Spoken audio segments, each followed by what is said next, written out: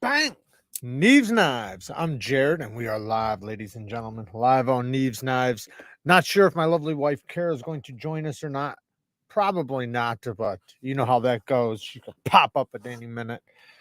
So, how's everybody doing tonight? So, we are going to be talking about knives on washers. We got a few other topics, but one of the main topics are going to be knives on washers. Now, the reason why is because, and we're not going to show it. You guys are going to have to wait till tomorrow, but I got a new knife and it's a brand new model, brand new. I don't even think many companies have it yet. I think they're kind of waiting for it. One company does, but anyways, that remind me so much.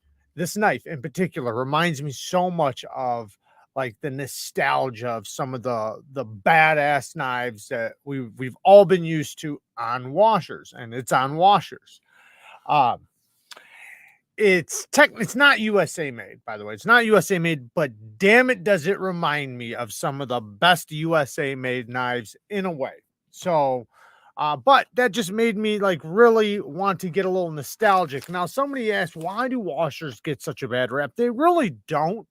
It is just like the hype of bearings being new. Now, this is one thing, is that washers, when you get them, in many cases, you have to break them in, which big deal, right? Who cares? You got to break them in. You're going to be flipping your knife anyways. You're going to be using it anyways. But bearings come right out of the box, smooth as can be. Now, yes, over time, they even break in too, but washers obviously take more time. Now, there's downsides and upsides to that. One is that, yes, it might take longer to break in, but they're also, the tolerances can be tighter. They have a tougher feel to them. Now, when they do break in, eventually, they have a different type of smoothness. It's a glassiness, like kind of like, you know, the Sabenza we all know, right? With my fingerprints. The Sabenza, everybody always talks about that Sabenza smoothness, right? That's Sabenza action. That's just, it's super glassy. Now, before I ever got to experience one, I expected something different, right? So it didn't let me down or anything when I first tried it. It let her down, but it was different than what I imagined. Now that I've had it for a long time, I really, really appreciate it. It's something you can really appreciate in a knife, that super tight tolerances that are also very smooth. It feels rock solid. You don't get any movement out of it. And you can use it and get it dirty, and it just keeps kicking. Now, between phosphor bronze and Teflon, technically, phosphor bronze is not as good as Teflon. Now, the reason why is because Teflon has self-lubricating properties, and what that means is it has a really slick surface. So even when it's dirty, it has the ability to basically stay smooth and not get gritty even when it's been dirty and gritty, and just keeps staying really smooth. Phosphor bronze has the ability to where, yes, it can stay smooth, but at a certain point it gets really gritty, and you do have to take it apart and you do have to clean them. That's the one benefit to bearings, is that you can just kind of rinse them out. Well, Teflon is the best of both worlds.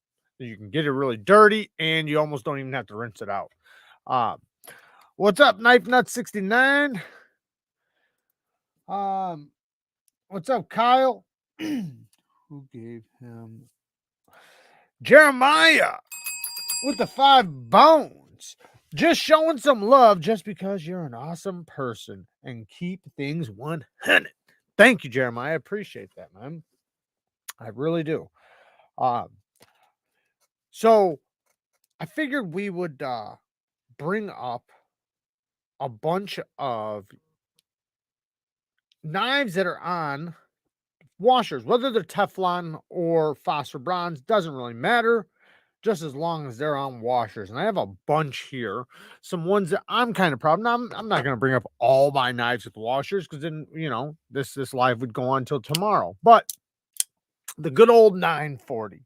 Who doesn't love the 940? Now, mine is the S90V version, with some Flytanium scales that didn't fit as good as I'd like. I've talked about switching it back to the carbon fiber, but I guess it just hasn't bothered me enough to do it. But I think all I really need to do is just tune my pivot up a little bit, maybe sand a little bit off of it. But the S90V is amazing. I love this S90V. This one in particular has had a lot of edges on it, so you know it's damn sure a good steel. But the 940, what a badass knife! Kind of a slim, sleek multi-tool in a way, you know, with its super thick grind and super thick blade. Not the best slicing performance, but it still works really good, especially when you put a nice low angle on it like I did mine. Mine's got a beautiful low angle on it. Let me move my mic. And since mine has such a low angle on it, its cutting performance is really good. Come on, camera. I don't know. The camera's not going to pick it up really good. But another one, I haven't pulled this one out in a long time. At least I don't feel like I have. Is the Bugout, the Benchmade Bugout. Mine now, after a long time, it's a knife I do really appreciate it. I really like this knife. When I first got it, I had a lot of issues with mine, just like a lot of people, because I got mine when they first came out, and a lot of people had the same issues mine had. But now it's an amazing knife, super lightweight. Mine's super solid, yet extremely, extremely smooth. Just a lightweight EDC that's also very tough with, you know, the axis lock. S30V, they come in lots of different options, but on washers. Let me read it over here. Where'd it go?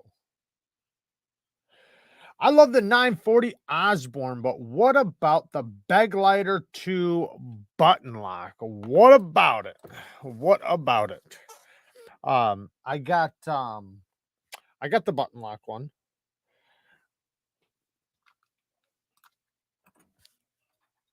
Andorus 86 with the 5 bones. Opinions on Twosun. I feel like they're under the radar and make incredibly well built knives for the price you pay.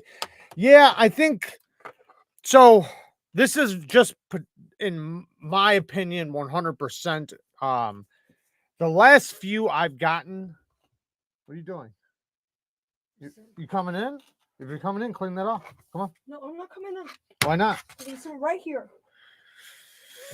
The last few I've gotten have let me down.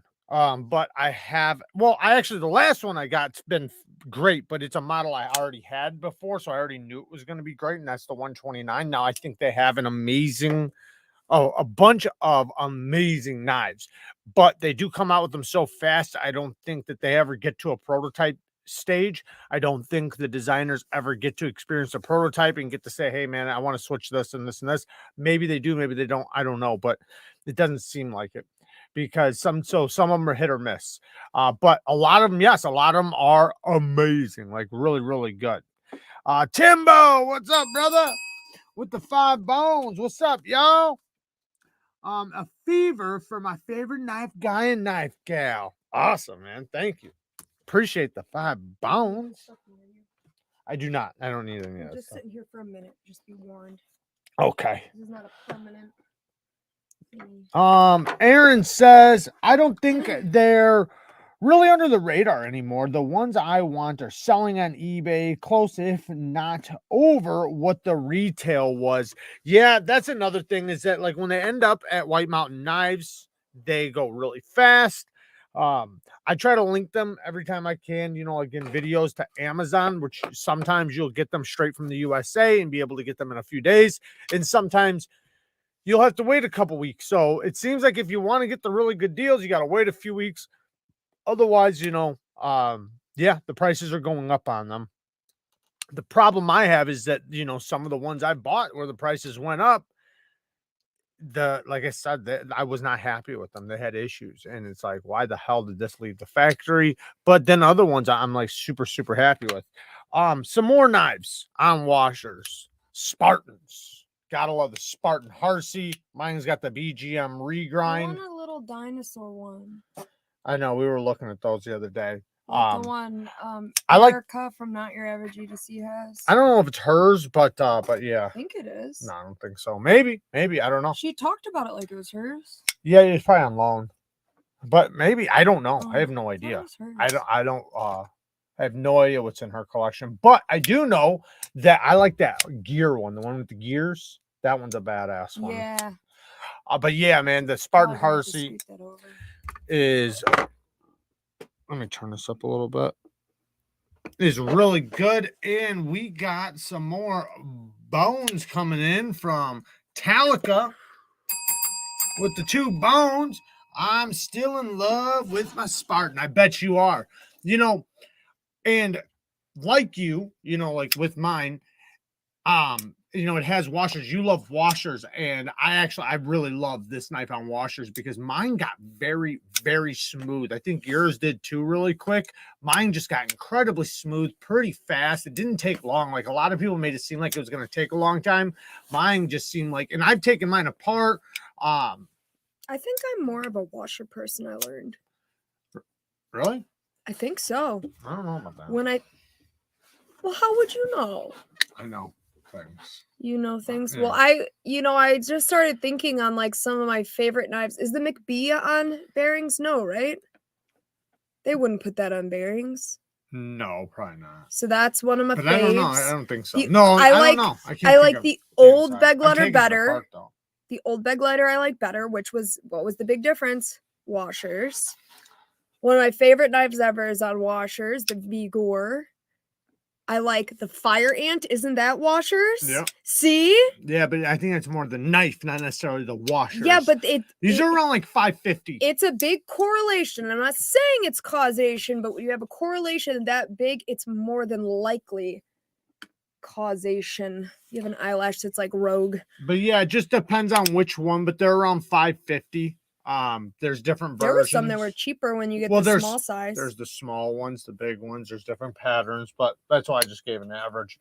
Now, another one I really, really like, one of my favorites, the TRM Shadow. I absolutely love this knife, and it is on, but it's so smooth, it almost seems like it's on bearings. I thought you said you wanted one of those the other day. A full titanium one. Oh, is this yours? Yes, 20 CV, so ergonomic, such a beast. I mean, it's kind of like it on washers. Yes, probably like right it now. then. We're dealing with all washers right now. Oh, are we? That's the title of the I video. didn't know. Yeah. I was just happen to be talking about that. I had no clue. But yeah, it's a super tough one from TRM because TRM makes very slicey knives. My favorite washer knives. Now this one has a super thin blade, but you know, it's nice and broad, and it's not super thin behind the edge, but because it's such a broad blade that's so thin, it passes through materials really well. Now another one, shout out to Timbo, the Chaparral.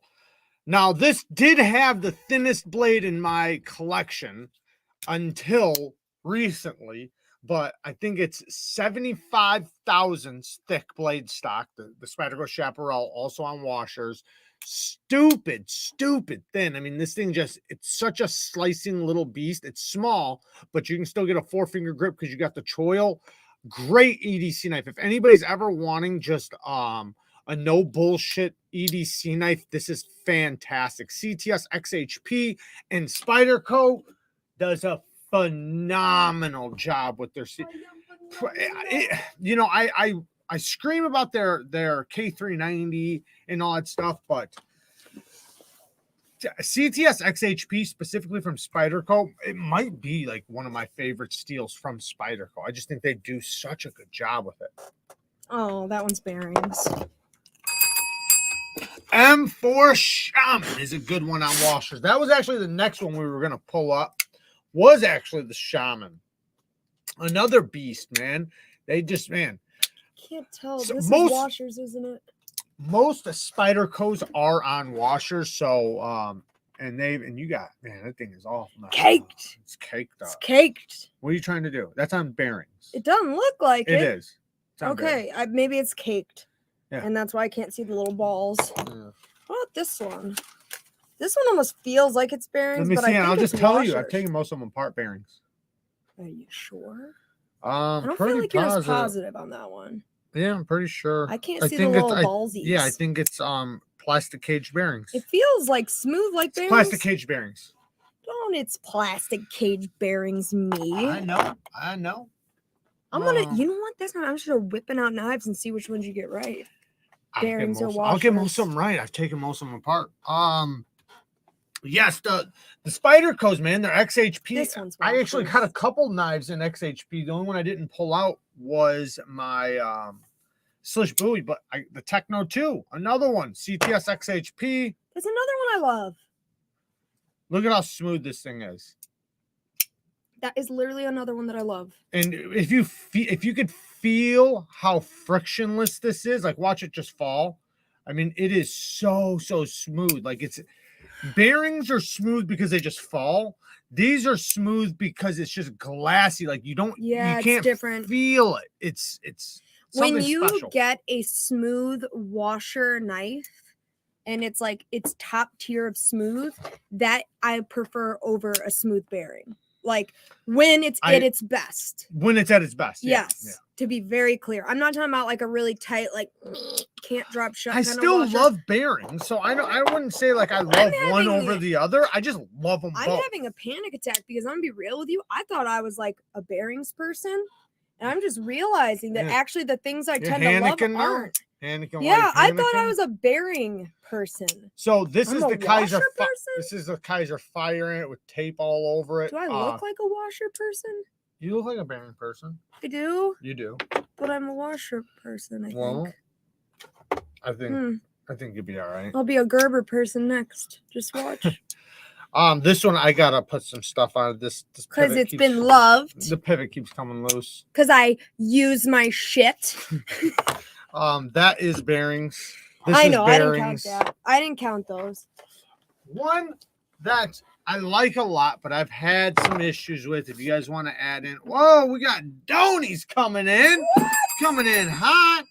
5 bones from Andrus 86 again. In your vids, you stress the importance of a finger choil, not a finger choil, a sharpening choil, and plunge grind. I'll talk about it. And a good plunge grind. Should I pass on knives that fail to execute this like the T1? No, the T1's great. So the T1's fantastic. The new T1 liner. I'm explaining it right now. Damn it. The new T1 that's in my Carta has a shit choil. A plunge grind runs right into the edge, but the old one actually gave you something to sharpen off. I'm not sure, like, because I noticed the one my Carta one is good, the one my Carta one's bad. But no, I think you just know what you're getting into. Some knives that do have bad plunge grinds, you can just add a choil, right? As long as you're good with a Dremel or a diamond file. But no, the point is that it's much easier to sharpen and it looks better in the future. So it just depends on what you're willing to accept. If you're wanting a knife to look pretty for a long time and look nice and fresh and new, then yeah, you're going to want a plunge grind that's far away from the edge bevel, because you're going to want to be able to lay back your edge or resharpen it without it getting a smile and things like that. And some knives make it very unavoidable, but depends on the T1 you're talking about. The titanium one's good. Steven with the 5 bones. I sent my freak out for repair to Benchmade and it came back with the worst edge on it. I'll tell you why. Time for the sharpening lesson. Boss. Bang, bang. So the reason why, and I'm not trying to scare anybody from sending their knives into Benchmade for sharpening, but from what I've heard, and this is just a conspiracy, right? It could be misinformation. But what I hear is that they let like some of the new guys do the sharpening, the guys that are like learning. So when you send them in to get a new sharpening, it could possibly be like a new guy practicing. I'm sure they don't send a guy that's never done it before or anything like that, but it's a factory edge. So either way, regardless, it's a factory edge. So that's what you're getting on it. So, you know, if they don't come with from the factory really good, then they're damn sure not going to come after you send it back to get it resharpened. Because when they come from the factory, they're getting quality control checked and all that stuff. When you're sending it in to get resharpened or whatever maintenance done, you know, it's not like they're selling it to you. Do you know what I mean? You've already bought that shit. They're just sending it back. Kara better not say charade person. Next, I'm going to be a charade person. Can anyone help me? No, please help me to buy and send some legendary knives to Bavaria. Legendary knives. That sounds like something in a video game. Like It you does. Unlocked legendary knives. That was definitely for you. No. I've heard Spyderco just sends a new knife. Q1 Bean said right. gay, guys. No, they would never do that. He retracted it. What? He retracted his typo. But it was just funny because I read it out loud because, like, gay. All right.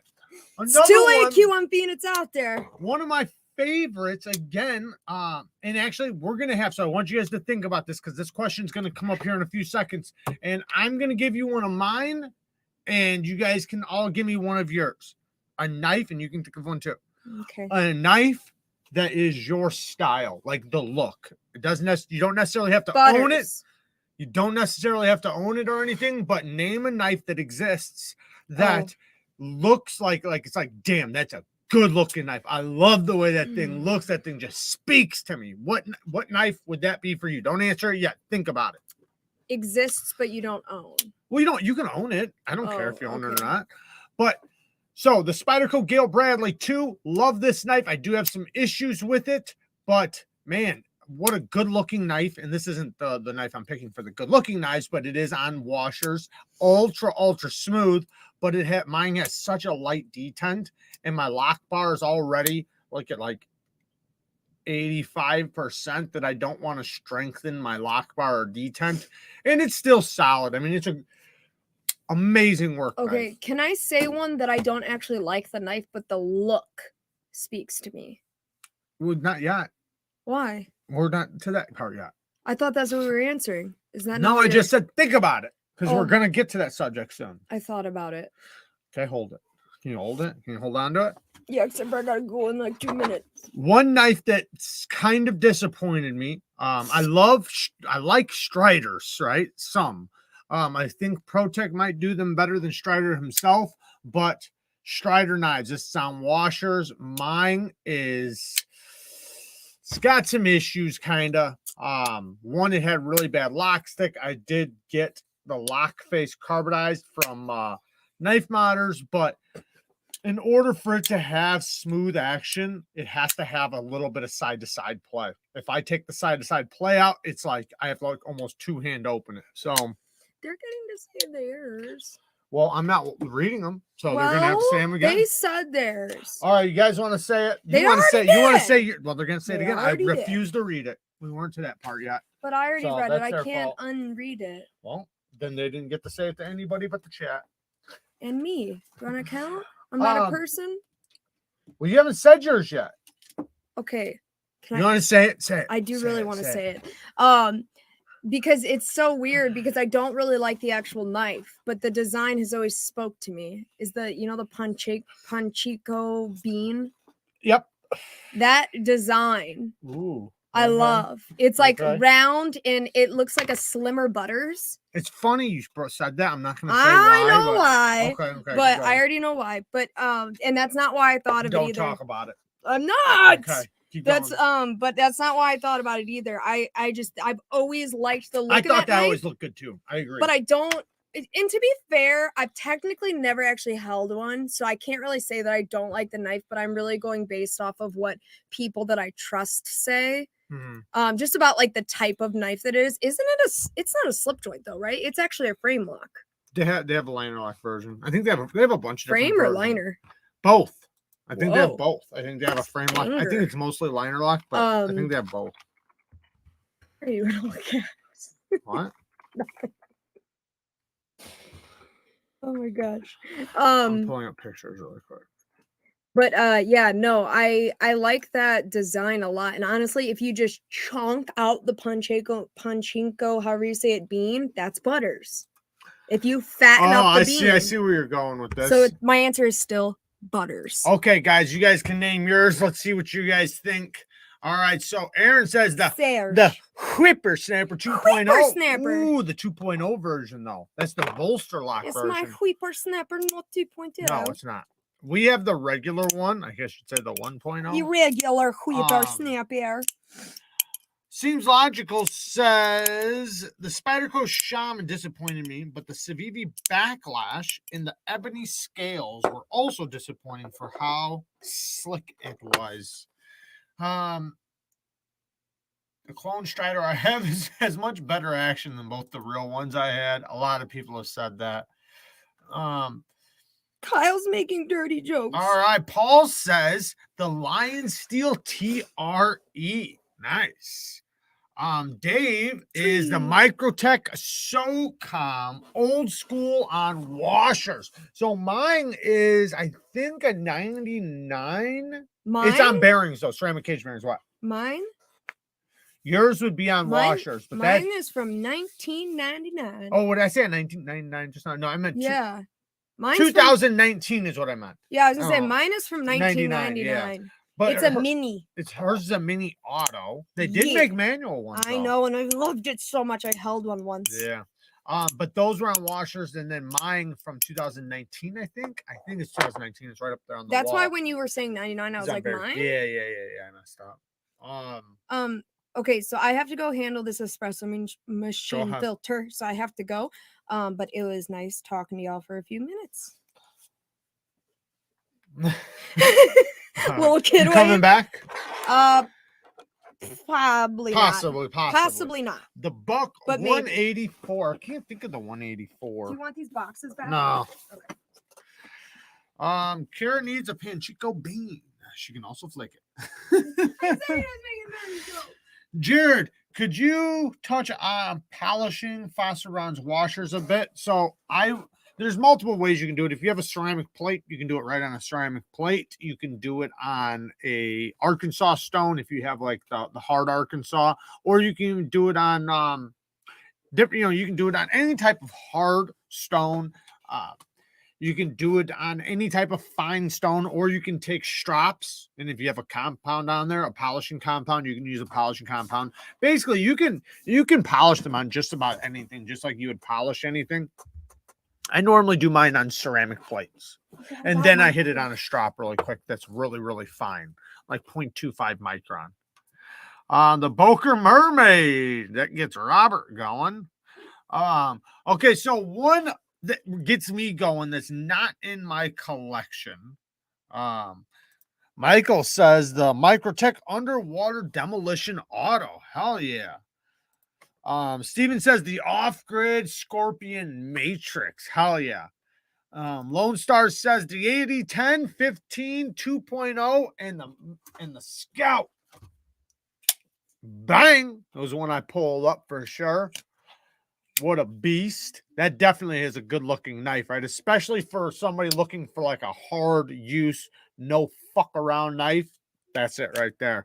So one that I think, I'm going to share it with you guys, that I think just looks so good. I think it looks so good. I don't own one. I've never even tried one, to be honest. But it's just one that, in my opinion, looks so damn good. It is the Spyderco Python. Let me take this off. I know they're sold out everywhere. I've seen Knife Modders did one recently. And I thought it was sexy as all hell. That to me just looks so damn good. It's got such a great blade shape for EDC. It's full titanium. I believe it's integral. Yeah. I know that grind was a little thick on this. I would send mine for a hollow grind, regrind, if it was me personally. But damn it, does that look good to me. That's a knife that speaks to me. You switched coffees with me, by the way. No, I did. I took the one with less. Regardless, you gave me yours. I wanted to give you the most. Yeah, whatever. Well, I literally felt the weight of both of them. Whatever. I'm just messing with you. Jared is cheating on Kara. Coffee making with Dunkin'. No, it's just a cup. She made it. ZT0640 is beautiful. I wish I had better. I wish it had better blade geometry. That goes for a lot of Spydercos. Or sorry, a lot of zero tolerance.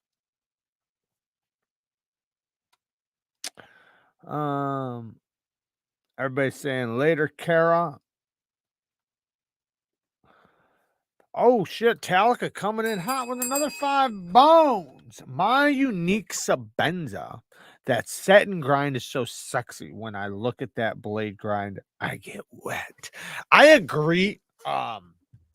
It's the Sabenza itself is just a damn good looking knife. Even like when you take pictures, like photography, knife photography, it's hard to beat the Sabenza. It just looks good in pictures. It looks good closed. It's just a damn good looking knife. The drop point blade with that nice deep hollow ground, one of the best sharpening tools ever.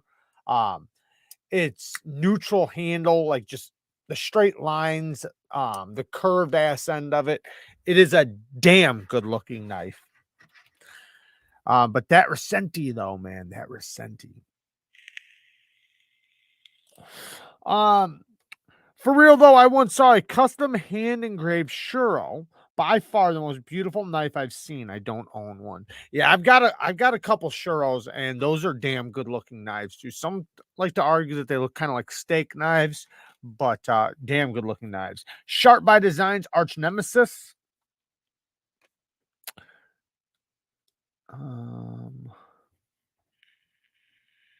What is the best way to put compound on a strap? It depends on which compound. So if it's like the crayon stuff, the stuff that looks like this, it's just like a brick, you just rub it on. If it's a paste, then you can heat up the strap, heat up the paste, and just rub it on. Then you got to let it dry though. If it's gunny juice, just shake up, just squirt it on there and rub it around with your fingers. If it's a suede side of the leather, the more supple side of the leather, it's going to absorb faster. If it's a liquid, if it's the firmer side, then it's going to spread a lot easier as far as paste and liquid goes. There's lots of videos online. Cold Steel the Raha 3. What do you think of the knife's lander?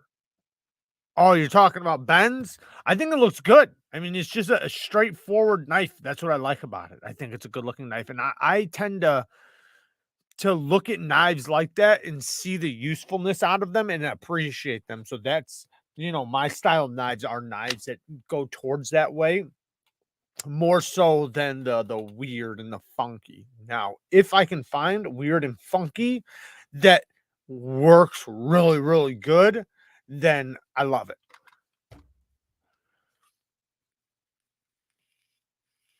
I know, I seen that. He planned that shit on purpose. Metal Complex trying to take us out. He's trying to take us out. He's coming for my throat. Heretic Medusa is a bad looking mamma jamma. Oh, the CKF Evo. I agree. That's another one. That one looks really good too. Is one of my favorite looking knives. Just one rich for my blood, just too rich for my blood. Yeah, that's an expensive one for sure. It's a good looking knife though, man. Damn good looking. What is another one I got right here? Okay, here's one. Well, obviously you guys know I love my Manix, the Manix XL. Ooh, this thing is such a great big knife. If you are into large knives and you don't have a Spyderco Manix XL, I don't know what you're doing with your life, because this is one of the best large knives or XLs. The regular one's badass too, but I'm just saying, like, if you specifically like large knives, this is hard to beat. The action is stupid smooth. Spidey flicking fun. You can get nice and tight to the edge because of the finger choil. You can stay back and get locked in if you want protection. It's comfortable, it's slicey, it's tough. I mean, it's just everything slicey and tough. Like it's a beautiful knife. Very, very functional. And if you use it, you really start appreciating it once you start using it. Sorry if the sound's going in and out. I'm like moving my mic around, so I apologize for that. I know somebody bitched at me last week for that. Antimatter with the 5 bones. Thank you, brother. My Kaiser T1 Cormorant. If flicked open hard, I get bad button lock. Is there something I can do, or will it break in? It should break in. One, my Kaiser Tie Cormorant. I said T1. So one, make sure your lock face is dry. That's one thing.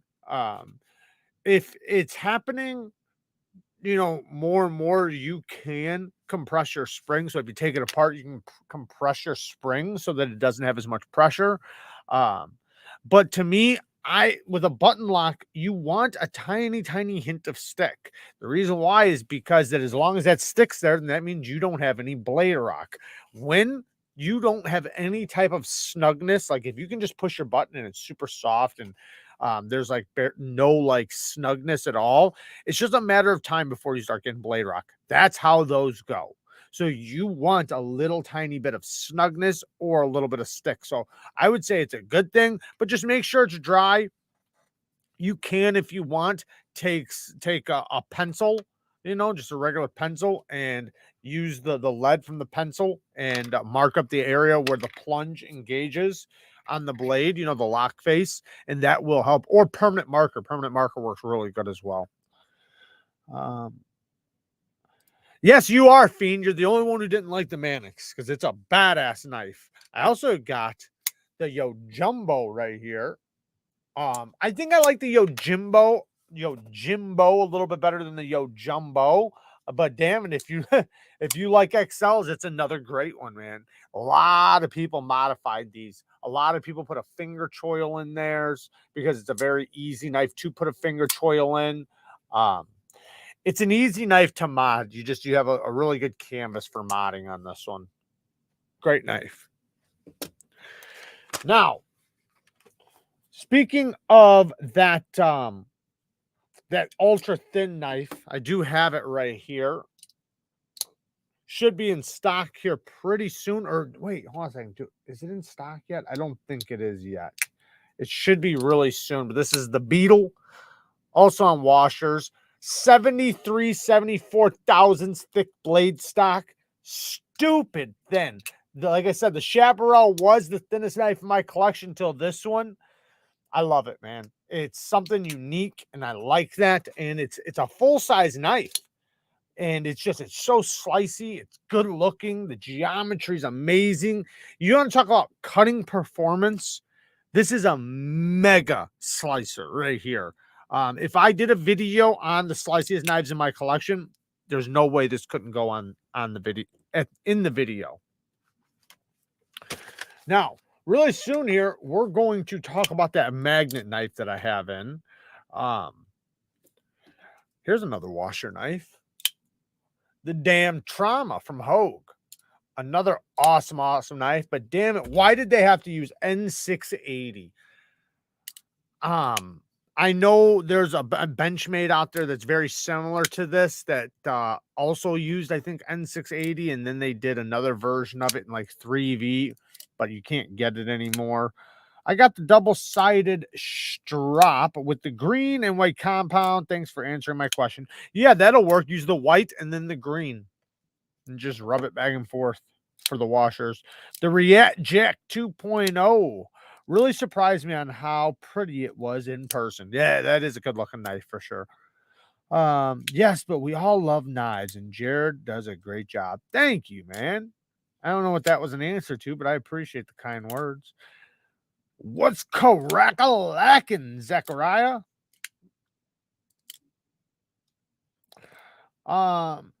Michael says, if I had to go live in the woods with one knife, it would be the paramilitary chip S. I'm just going to say S30V.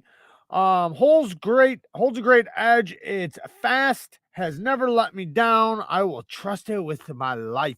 I think we all have that knife that we're just used to, comfortable with, and it just served us well. And I think in many cases, sometimes you'll have that knife in your collection that has a good heat treat because you've used it and it's just been there and it's never let you down. It stays sharp. And it's one of those knives that when you gravitate towards, and I think that we all have a knife in our collection like that. And we wouldn't mind getting into a situation like you're mentioning, where if you had to, go out in the woods and, keep yourself alive, that's a knife you might pick because one, how comfortable you are with it, and it's going to work because you're so used to it kicking ass. Only thinner knives I know of are traditional knives and super basic steels. That knife looks awesome.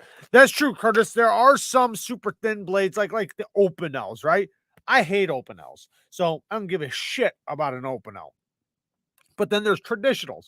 Some traditionals have very thin geometry, but this is like a traditional but full size, and that's so comfortable in the hand.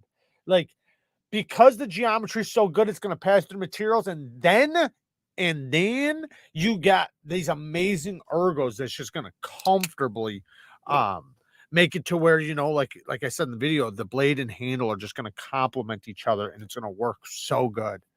After the video, I started cutting stuff.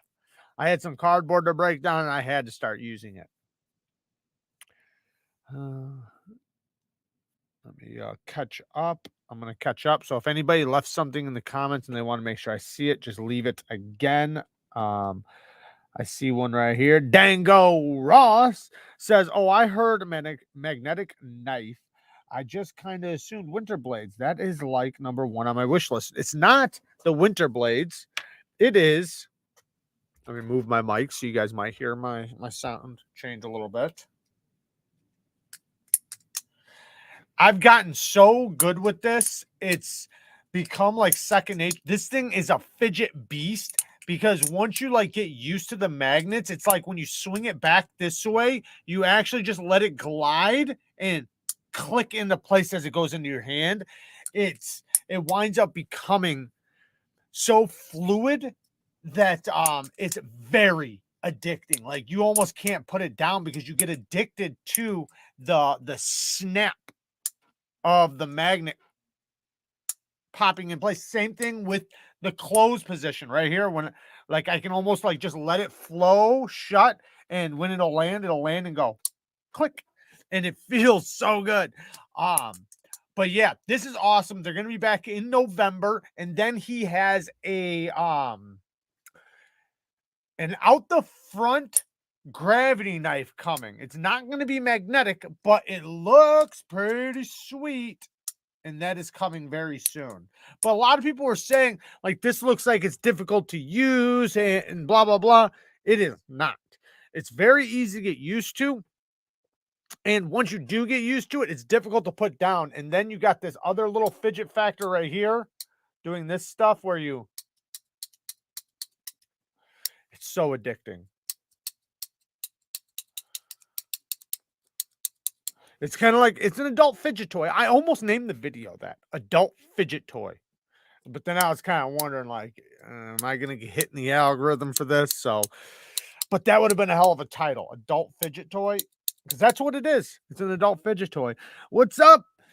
Joe's in the house. Steel forged and fire. Neeves knives alive in a brisk dark night. What's up, Jared? What's up, Joe? How you doing? Definitely go and check out Joe over at Steel Forged and Fire. And since Q and Fiend has the link pulled up, definitely check out Knife Sergeant as well. What is the name of the knife and did you? Yeah, I just made a video. Just look for magnetic gravity ballast song. Or just go on my page. It's like 2 videos ago. It is the mag. The mag something. Just, you'll see it. You can't miss it. The thumbnails like this. Can't miss it because it is a nice sleek design. Especially when it's closed, it's so simple. But yeah, November, they will be back in stock. Oh, and I did talk to the designer. My blade hitting, that's not normal. Other people said that theirs didn't do that either, so I don't think it's common. I just want to make sure that that's said. So I think I got one of the last ones. I'm not saying that they knew it or anything like that. I'm not saying that. Like, I'm not trying to hint at that. But I got one of the last ones, so it's not like it can be replaced or anything like that. The owner refunded me and everything, so it's cool. I'm not worried about it whatsoever. It's fine. Even though my blade does hit the spine, it hasn't chipped or anything like that. And like I said, other people that have theirs said that theirs isn't even close to hitting. So I don't think it's common. And theirs doesn't, like mine has a little bit of play, which I think is the reason why it hits. So the two things that are wrong with mine is not common among everybody else's. And the reason why, or because of the one thing that's wrong, makes the other thing the problem. If you guys watch the video, you'll see. But I don't even care, man. I'm so happy with it. Try ballad songs. I got ballad songs. I got ballads. I wanted to make sure it went to someone that particularly watches my videos. Does Cold Steel use washers? Yes, usually. Didn't I have one here? Yeah, Cold Steel uses washers. It only makes sense for their knives. The tolerances and the pivot stability that theirs has. I'm sure they have some knives on bearings. I don't know of any. I can't think of any, but they probably do. But they usually use washers because the type of action that they have doesn't particularly need bearings. So it just doesn't really make sense for their knives. I'm not saying they don't have any with it, but I can't think of one off the top of my head. You see the mini Towser K is in stock? No, I did not. I'm gonna have to get one. I did not see the mini Towser K. Yeah, I'm definitely gonna have to get one of those. Jim Skelton will be on the channel next Saturday. So those of you that want to hang out with me and Jim Skelton when he comes on next Saturday, just know next Saturday, Jim Skelton will be on. So shout out to him. Also, I was going to do this little thing where I stood up and I was wearing these underwear, but I'm not going to make you guys go through that. I was going to stand up and like act like nothing happened, you know, just have them just like sitting here on my lap. But anyways, these are from B. Hanks. These are Hanks. It's actually pretty cool. This one looks like some underoos. And you see B. Hanks this way. They're really good quality. The stitching's really nice. So very, very nice. Carlos is the one doing those. Just picked up Mojave exclusive Towser K. Pretty impressed with the multi-row bearings. What other knives are on multi-rows? Real Steel uses a bunch of knives on multi-row bearings. They also have some knives on needle bearings. You know, Kaiser's got a couple knives on multi-row bearings. Trying to think of which ones. Also,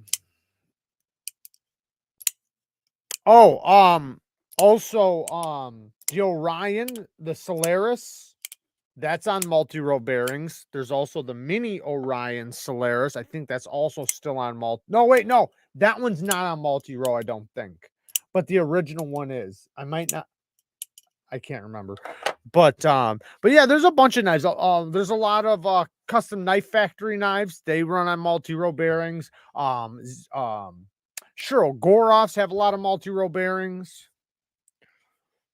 Yep, there you go. The Twosun 334.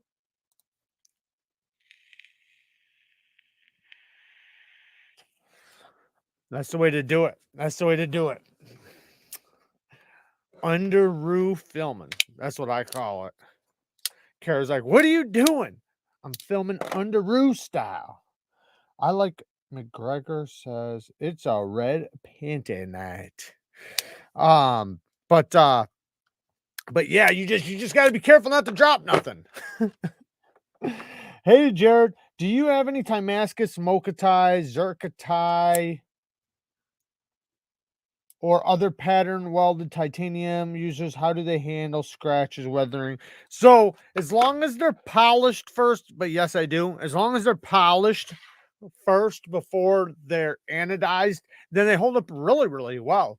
That's the main part. It's not that they are like even anodizing, right? Even anodizing can be very scratchable, and they get they lose their color really fast and wear off really fast, or they can hold up extremely, extremely well. And it's all about the way it was, excuse me, the way it was finished before anodizing. The more polished it is, the better the result, the better the colors, the more it holds, all that stuff. So it's just all about how it was treated before it got the anodizing.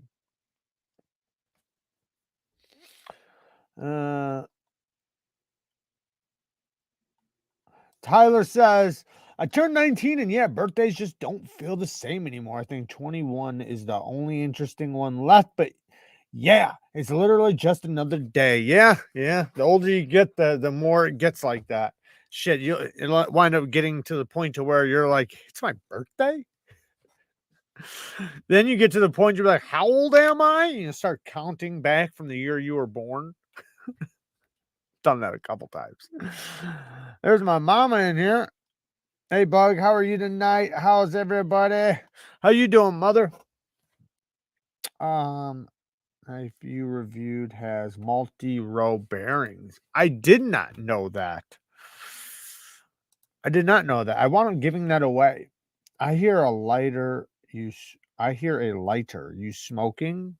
Nope. You hear me flicking knives. I don't smoke, but I do jewel. Chugga bug. 19 ain't nothing. Yeah, be careful talking about how young you are in here. Some of these old bastards are gonna come out of the woodwork and roast you. Like, oh, I remember when I was 19 fucking years ago. My B-day is Monday. I'm old as shit. Well, happy birthday to Knife Sergeant. My birthday's in January. Oh, man, Fiend, thank you, brother. I appreciate that. He says, remember, you can support this fine content by subscribing to the channel and joining the Bang Gang squad, or by becoming a Patreon. Thank you, man. I appreciate it. Yeah, we have the join button is right next to the subscribe button, and then the Patreon is always linked down at the bottom of the description. We do have a huge giveaway coming up. We have the Riet EXO. The Riet exoskeleton is in the next giveaway for the 200K giveaway. And then we have, what else do we have? A drop bear, the black one with the purple thumb studs. We have, and then a couple other fucking things. We got a bunch of shit going on. Is going to be the next giveaway. So we got a badass giveaway coming up for the patrons. Aaron is 41. Most birthdays, I don't even realize they arrive until someone says something. The day just blurs together. Yeah, until you hear, hey, happy birthday, man. And you're like, who? Me? What? It's already that day?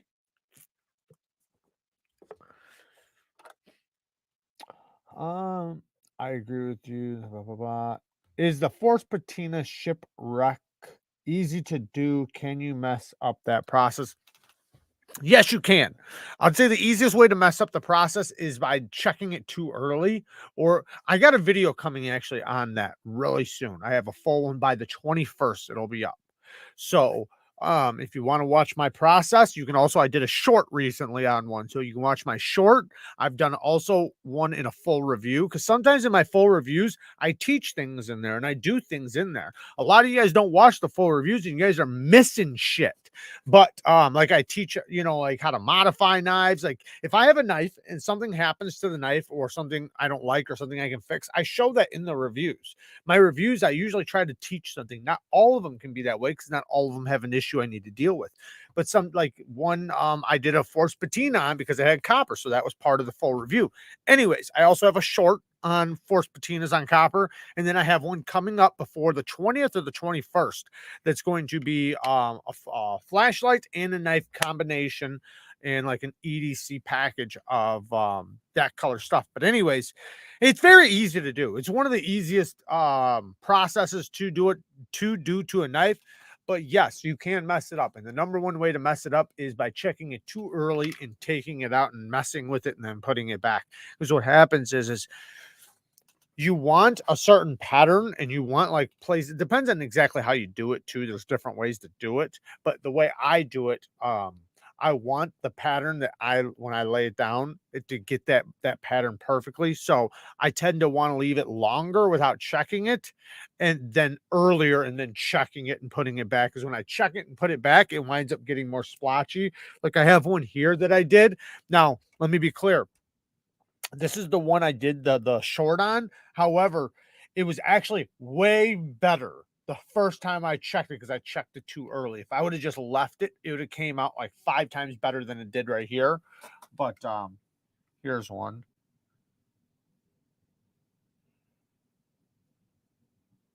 But the first pattern that happened to it before I checked it too early was even better, because what it was it had a lot of copper, bright copper, and just a couple really big bright blue blotches. Like there was like really big. It looked so perfect and I messed it up.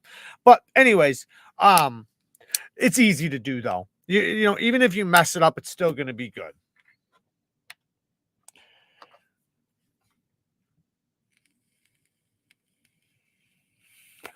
Yeah, that is one good thing about bushings, like on the Spydercos, the Manixes, the PM2s, the Sabenzas is the bushing. Bushings, it's a bushing is, so if you have the blade, which has the hole inside the blade, it's a piece that fits inside the hole of the blade that it spins on, right? That it's rotating on, that the screws screw into. Well, what that does is it makes it to where you can screw it down all the way from both sides or from one side, depending on how it goes, but usually from both sides.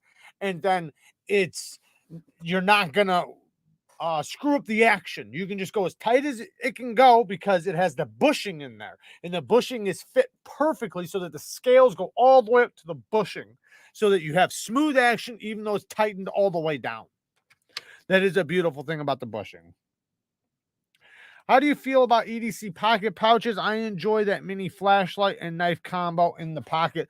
I like them, but I do have one of those. I like it a lot. I really like my EDC organizer from Tale of Knives. The Talica got me for my birthday. That is badass over there. But yeah, I like organizers, period. Any way to carry your EDC in a nice, you know, handy way. Oh, that was Everyday Minimalist. Everyday Minimalist did one on a wee banter. And it came out pretty good. He does his way different than I do mine. But yeah, watch both of them. Hey, Paul, shout out to the Bang Gang squad. We got a new member. Thank you, man. Thank you for the support. We have a Bang Gang live, not this coming up weekend, but the weekend after that. So welcome, brother. Maurice left to sharpen his collection with a pull through. Son of a bitch. It's okay, guys. I'm here now. Finally, Elijah shows up late to the party as usual. Late as usual. You can polish it off. Yeah, you can always polish it off. You can also, like, there's different ways to do it. Like, you can even put stuff on there so that you can make sure not to patina certain areas. Like, you can literally make it to where you cover certain areas on it, like with wax or clear nail polish and things like that. Then put it in there, and those spots won't patina, but everything else will. And you could just leave it in there overnight. And everything will be super bright blue except for the areas you covered, so you can make the pattern you want. I don't tend to do it that way, but you can. Somewhere, Maurice is sharpening on a granite curb, saying whatever hilarious nonsense comes to his mind. Ain't that the truth? Jared, you missed my question a little ways up.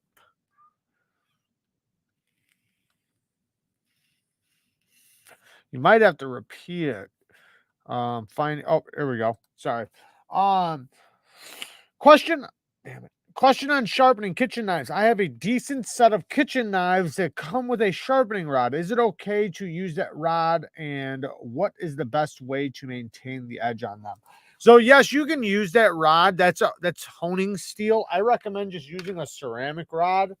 That'd be the way I would say to do it, because this will actually cut the steel. So a honing rod is for just that, for honing. It's like when you roll your edge. So if you have an apex, when you roll your edge, it's made to push it back to true. But a lot of people do more damage than good. If you're gonna do it, make sure the biggest thing is to make sure you're holding a good angle. So if you can use the side of the guard right here and use it as like an angle guide. So once you go, you just have to hold that angle, then you can do the other side. Or you can actually get these little cones that I recommend. Then you can actually make sure you do the right angle. And there's these little cones, they slip right over the rod like this. And then you have the exact angle you want on there. Now that's for honing. You only want to do a couple passes per side. It's not something you want to sit there and spend a lot of time on and do a full sharpening on. You just want to take a couple passes per side. It's just basically to either one, do a micro bevel, where you're basically cutting in a little micro edge right at the very apex, and then it'll stabilize your edge and hopefully make it a little bit sharper. Or to, if you roll your edge, like I said, to make it true again. Or if you have little pieces that are like bent like that, you can straighten them back out. But stropping is going to be the best way. Stropping and then honing. The same way we just mentioned, plus a strop. But yeah, you can use the steel ones, because that steel's probably it depends on the steel too, because the softer and more simple the steel is, the easier that honing steel will work. The more premium that steel is, the more likely you're probably going to want a ceramic rod more than that. I should make lightsaber sounds when I hold it.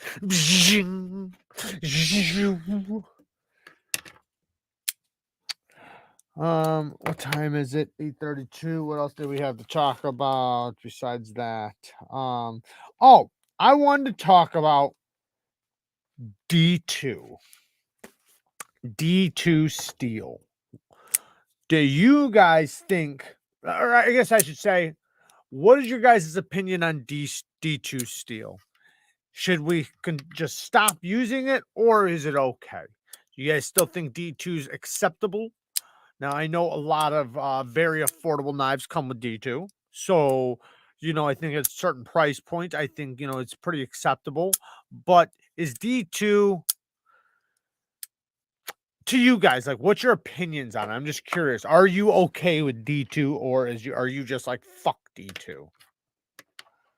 Jared, I have been having an issue where it seems like my stropping compound isn't cutting. Reapply it. Any tips? Should I switch to balsa wood? I would say make sure you're applying it often, because stropping only lasts so long. The compound breaks down. So, or also make sure you're using an aggressive enough compound. I don't know what compound you're using, but make sure you reapply it. Also, not every compound is built equally. So just because it's green, there are 1,000 companies that make green compounds. And I've had shit green compounds, and I've had really good green compounds. White compound, I think, works better than the green. But yeah, I would say switch your compound and reapply it. Apply it like once every few stroppings. And you might want to try diamond stuff like Gunny Juice. That's what I like the best. Gunny Juice, I think, works the best, in my opinion. I usually link it in a lot of videos. I also got some Gunny Juice Gunny cloth. I've been trying it out for the first time. Where did I put it? I got it right here somewhere. Anyways, it's supposed to break down over time. And basically kind of like a sharpening stone, how the surface will break down and how it's kind of like that. But I'm just using it, so I'm not going to recommend it yet. I haven't spent that much time with it. But the gunny juice works really good on regular straps too. So I highly recommend that stuff. And it's diamond. So what is the best grit and polish level for 14C28N? Well, it depends on the geometry and it depends on what you're doing and what you want out of your edge. It is a very tough steel, so it has the ability to hold really good at low angles. So low angles are just fine if you want a low angle on it. But the lower you go, the better a polish will come out with the most bite. The higher the angle you go, the more likely you're going to want more of a toothy edge, but it does take fine edges really good. And when I say fine edges, I don't mean just polish. I mean low angles and fine grits or polish. You can go up as high as you want with the polish, but you're going to want to make sure your angle's appropriate for that, if you know what I mean. So 17 degrees and below does really, really good with a polish. If you're 20 degrees and above, you might not want a mirror polish. I'm not saying you can't do it. It's just that you're going to want probably a little bit more bite at that point. So if you're going 20 degrees and above, I would go with a more of a medium grit edge. But if you're going under 20 degrees, like 17 degrees or lower, then a polish to whatever, polish you want to go to. But it does depend on what you're doing with the knife, what kind of knife it is, what's the geometry on the knife. So but 14C is one of the toughest steels out there, so it actually does really good with a low angle. But if you're super tough on it, geometry is going to be the biggest thing. If it's super thin behind the edge, it doesn't matter how tough the steel is. Edge stability has a lot to do with geometry too, and the steel. So it is a balance.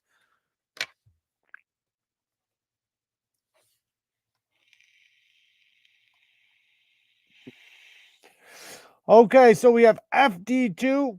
Seems logical says I never liked D2. Apocalypse says D2 is the OG. I have lots of D2, so don't ruin it for me. I'm done with D2. Most D2 is better than HCR, but I'd take 440C, AUS 10, 9CR over it any day. D2 steel is just fine for most things, so keep it. Johnson says no more D2. It seems like we're having a little bit of both here. Tried and true, even the knife community stops using it. The injection mold and tool bit industry will still use it. You should have heard Metal Complex describe irony. Best thing ever. Irony is like a fire truck that's on fire. Then more fire trucks to put it out. And they catch on fire as well. Holy shit. 14C28N should be the standard for budget blades, in my opinion. D2 is great. It takes a shitty edge and holds it forever. Gotta head out. All right, Knives. Thank you for joining, man. Have my second interview tonight for a new possible job, man. Good luck, man. Hopefully everything goes well. I thought it was weird that they do interviews this late. Well, it must be for OnlyFans. So good luck on your OnlyFans interview. Well done. D2 is great. Demco AD20s with D2 is okay. I just need a full stainless. I'm close to the beach. Yeah, everybody's going to be different as far as needing a stainless steel or not.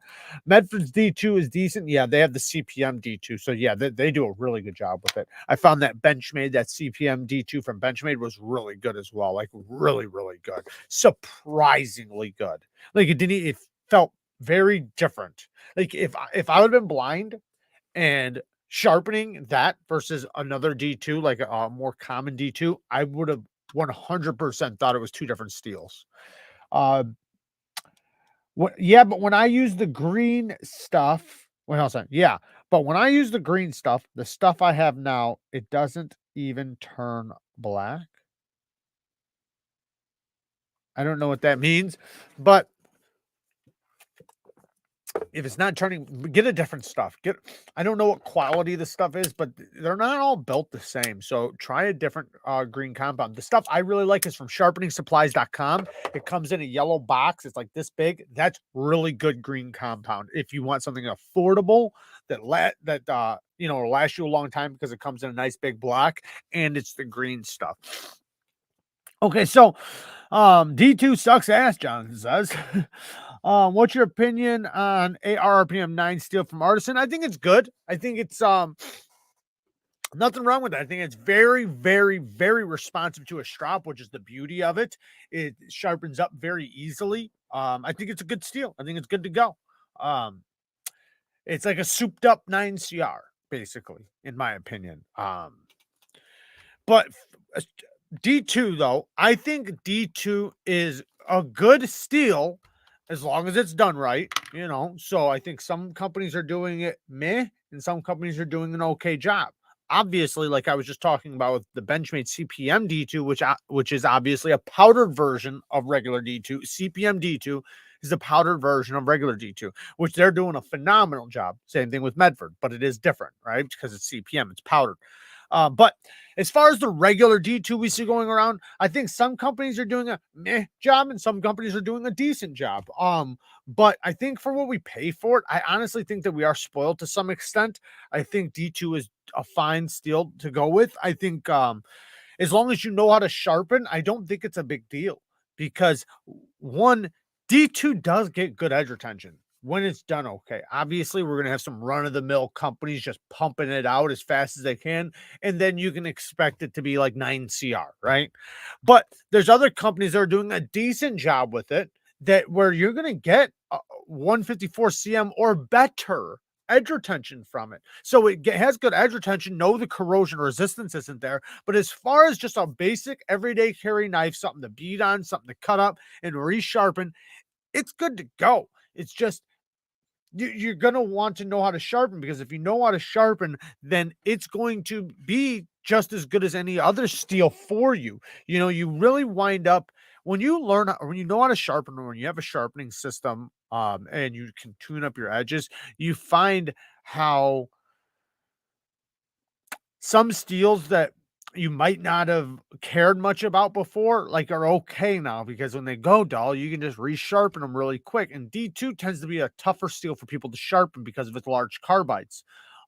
Same reason why it also likes a really toothy edge more so than a fine edge. But it's a steel that people have a tougher time sharpening.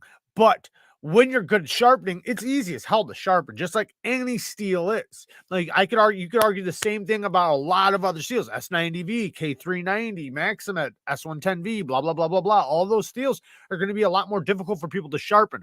Now, the problem with D2 is that it has the difficulty levels of sharpening without the high benefits of edge retention as far as the shit that's being pumped out. Now, if it's done very well, then you do have the benefits, right? It's a little tough to sharpen. And I don't mean tough as in difficulty level. I just mean as in time. It takes a little bit more time to sharpen. You also want to use diamonds.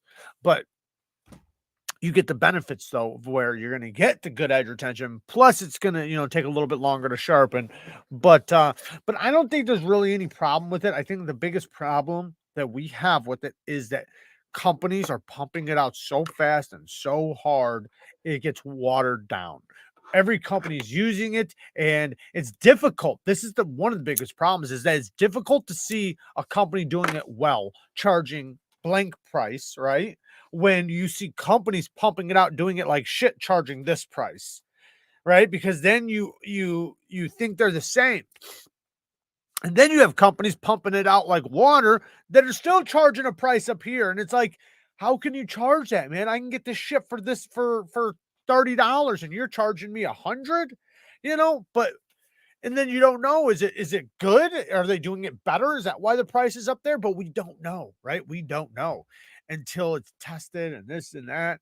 So some companies, like I said, with Benchmade, I was actually very, very, very happy with their CPM D2, which I know it's CPM, so it's a little different, but very happy with it. So I can, I know it's USA, they're going to have the butterfly tax. So, but I kind of understand why the price is a little bit higher, and I'm not mad at it after testing it. But I didn't know that before I bought it.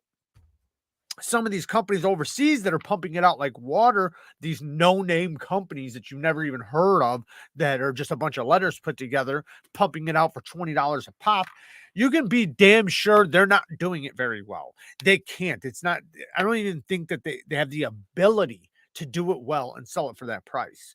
But then there's other companies that are doing a pretty decent job with it that are charging an average price for it. So I think in that case, there's nothing wrong with it.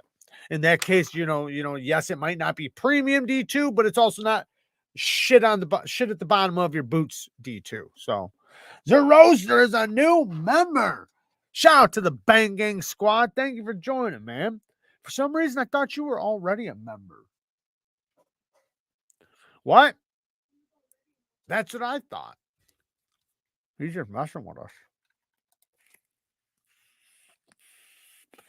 What companies are best at HRC in your opinion? Spyderco. Spyderco does the best job. It depends on what steel, but Spyderco across the board is doing the best job as far as HRC goes.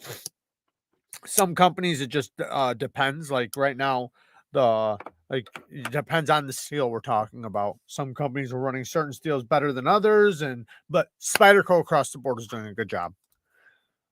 Spyderco's K390 and XHP are heat treated to perfection. Very hard to beat that stuff. I can't agree with you more. I really can't. The CTS XHP is so good. It's same thing with their K390, man. It's like you can try it from other companies, and whether you're disappointed or not, when you try it from Spyderco, you wind up realizing a big difference in heat treat. Even the way it holds its edge, just everything, the type of edge they take, the ease of sharpening, the way it deburrs, how it holds its edge, even down to like its stroppability. Hey, Formula One coming in hot with the boink. Thank you for the 2 bones, brother. Appreciate it. A nightly boinking. Yeah, he came in late with the boink this time, but we like to get boinked late at night. Oh fuck. How do you become a member? So there's so if you want to become a member, which gets 2 live sharpenings a month, we do giveaways on there too, but they're not like guaranteed scheduled. But there's a join button next to the subscription. So when you see subscribe, there's a join button. If you can't see it, try it on a desktop or a different device. Some devices, it doesn't show up for some reason. But the Patreon, that is linked at the bottom of the description. And in that case, that is monthly giveaways. We actually just gave away a Ferrum Forge mini malice button lock from Wii. So the Wii mini malice button lock, we gave away, what else did we give away? A VOSTEED nightshade and a something else. I can't even remember now. 3 knives. We gave away 3 knives. There's the link to the Patreon. Thank you, Fiend. What the hell was that second knife we gave away? I can't even fucking remember now. Man, we give away so much shit, I don't even remember. It was something good, though. Was it? Do you remember what Savivia was? Anyways. Spyderco PM2 and crewwear coming in on Monday. Nice. MXG deep carry clip on the way as well. Almost picked the 20 CV version, then wised up. They do a great job with the crewwear. I have one in crewwear too. I love it. I think some people hate S30V because of the large carbides. Doesn't take or keep a high polish edge very well. See, I disagree with that. I think the S35, and this is just from my experience, I think S35 VN doesn't take a very good polished edge. I think it does better with a medium grit edge. My S30V, I have like, I don't know, probably 20, 30 knives in S30V. most of them take a decent polished edge. So they take and hold a decent polished edge. Now, I'm not going to say that it holds it as well as some other steels with polished edges, but better than S35VN. So I think in many cases, maybe they just need to lower back their angles, or, you know, it depends on the company and stuff like that. But I think a lot of companies do a pretty good job with it.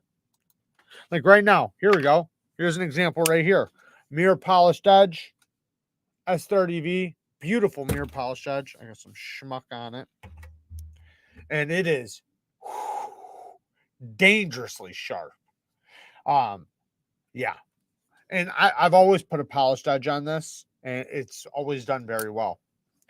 I got a few other ones right here with a polished edge too. This one, no, that one's a toothy edge, but it just depends on which ones and the company.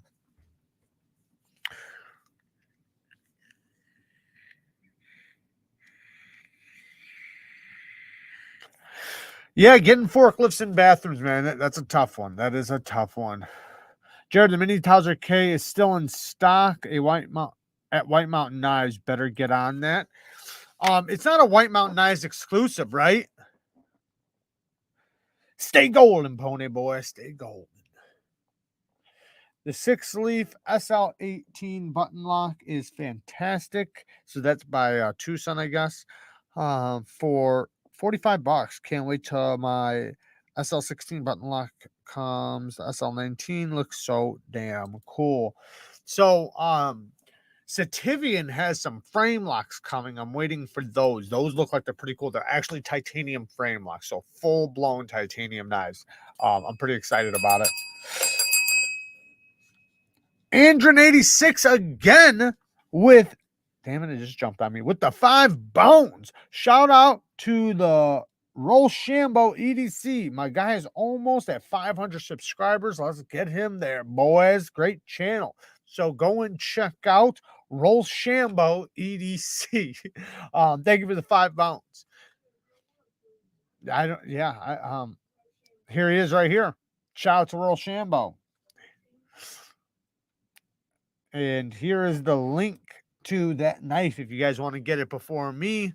If you guys go ahead and get it, guys, because you guys know I can technically contact the company and ask them to send it. So go ahead. If it sells out, it sells out. I'm not going to try to take it from you guys. But if there's any left after the show, I'll probably wind up snagging one. The decimal 17 inches was just got the micarta baby banter the other day and received a Thai Urban EDC at 5.5 today. Awesome knives so far. Hell yeah. Those are both great knives. I got the micarta baby banter. I've tried, reviewed, sharpened many at 5.5s. Great knives. And then there is a link to Rochambeau EDC. All right, so cringe spelling there. All right, so let's get into scent. Let's get into scent of the day. Not a lot of people here today, huh? Or am I messed up? Yeah, maybe not. Don't forget to hit the like button. So, oh yeah, Metal Complex is sabotaging us. All right, so today's fragrance is somewhat of a, I don't want to say just for colder weathers, but it's a cherry fragrance.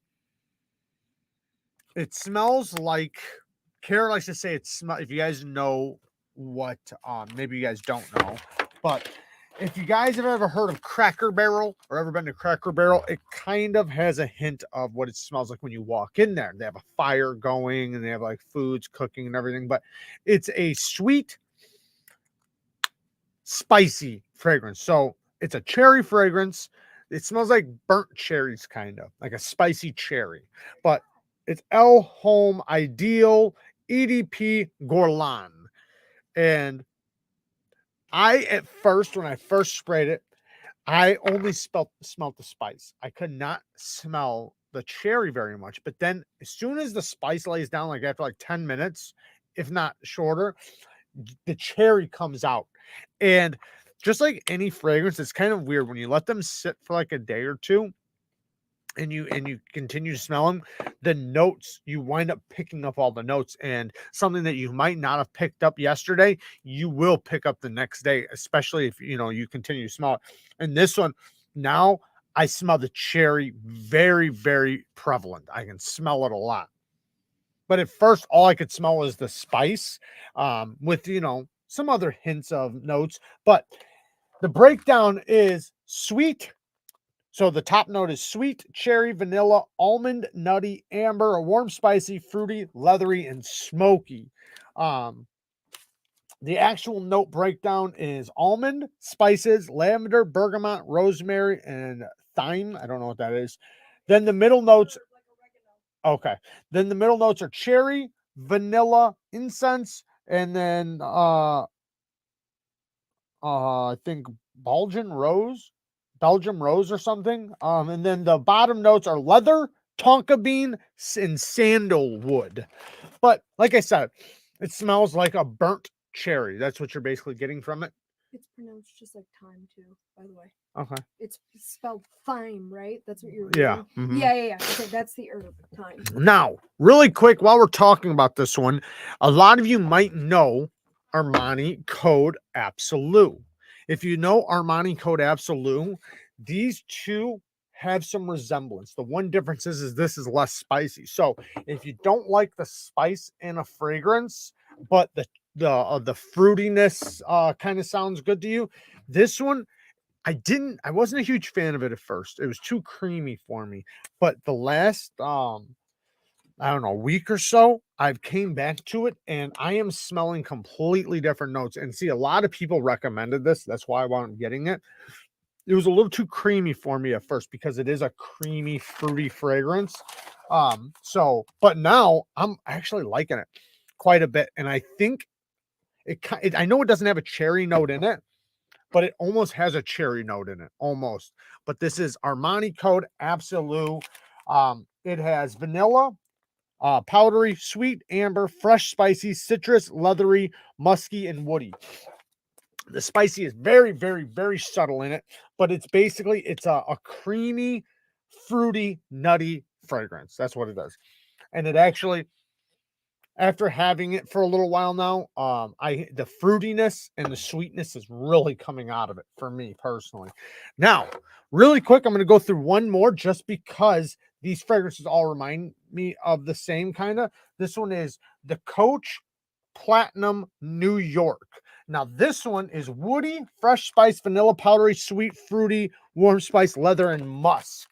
And this one doesn't have the it's more of a citrus leathery with like a little bit of nuttiness and a very small amount of sweetness to it.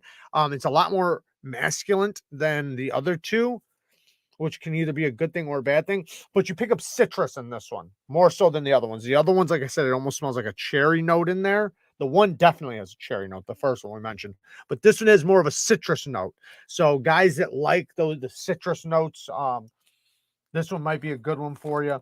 And if I spray these two together, I almost get not the exact one of this, but this without the spice, like perfectly, like it almost smells exact. Anyways, the point is that all three of these are good fragrances. However, I do think that these two are better for colder events or date nights, maybe cuddling on a couch or something like that, but not so like hot weather or anything like that. It's not going to be good for the hot sun, and it's not going to be, I guess it could be good for an office setting, but it just depends, I guess, on where you're at. But this one is an all-around good one. It's like I said, it's more earthy, more nutty, and woody and leathery. Yeah, pretty good though. I got them all linked down in the description. If you guys want to try them out, you guys can always just get a sample. But yeah, decent fragrances. I wouldn't call them my favorites or anything or my number one picks, but they're still solid fragrances in like a lineup if you like fragrances and you like to have different kinds, especially different people too. Like if you're dating a girl who really likes like the smell of cherries or the smell of spices and things like that, or the smell of like what is it called?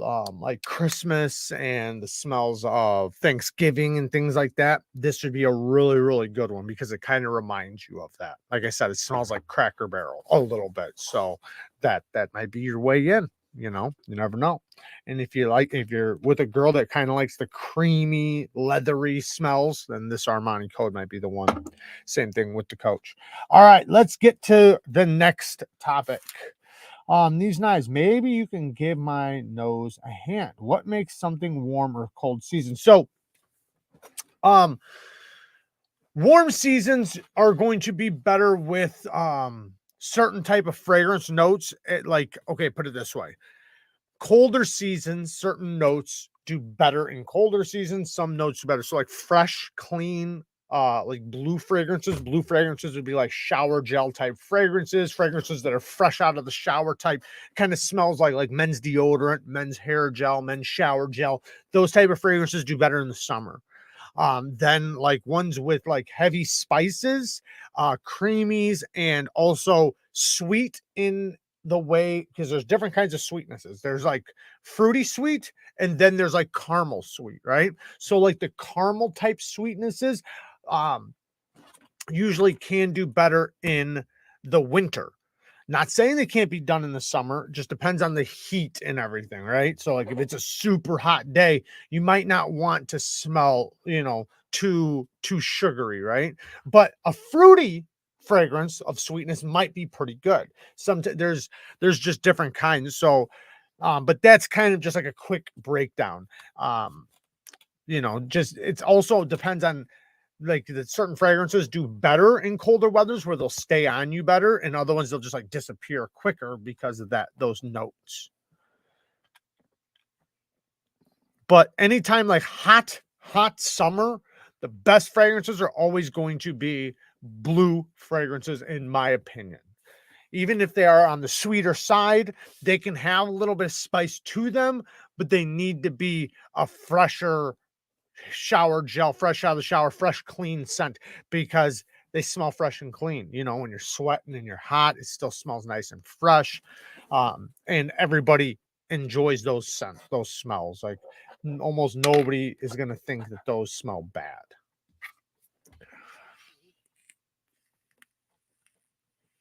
And then there's fragrances that just do good in both.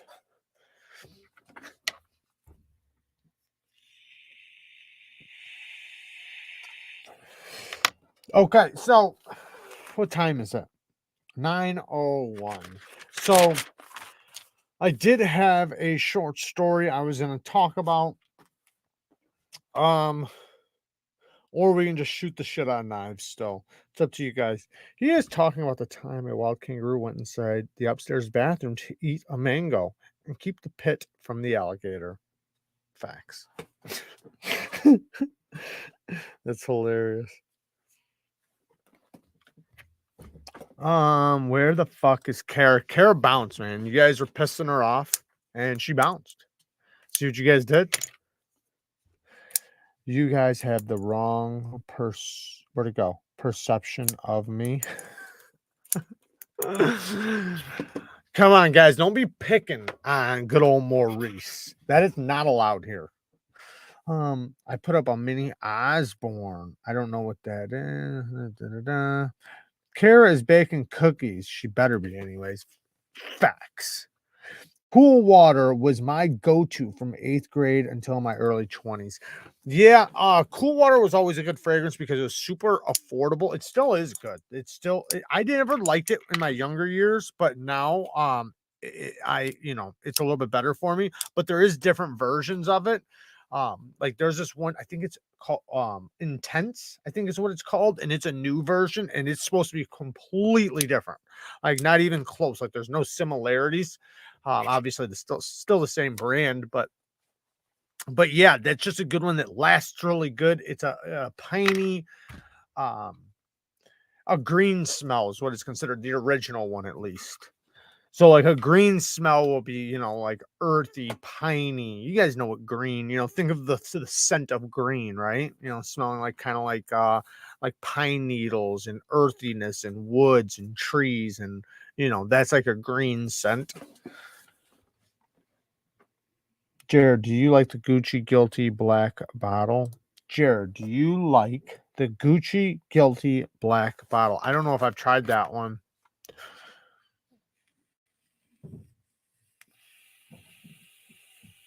I don't know if I've tried that one.